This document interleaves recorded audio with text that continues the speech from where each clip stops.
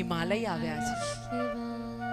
ભાગ્યવાન આપણે વાત કરી હતી કે દેવોના દેવને કન્યાદાન આપીશું ને આપણે પણ મંગલ કરીશું। આપણી દીકરી એ જગતજનની છે, તું ભૂલી ગઈ? ના, મારી દીકરીનું કન્યાદાન આને તો નહીં જ કરું।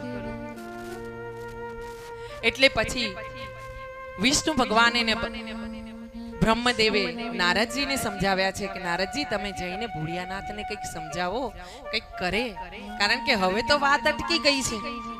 હા, અને ઘરમાં સ્ત્રી જ્યારે જીદ પકડે ને, ના કહી દે ને, એ નન્નો કરે પછી હા કરાવવાનું અઘરું।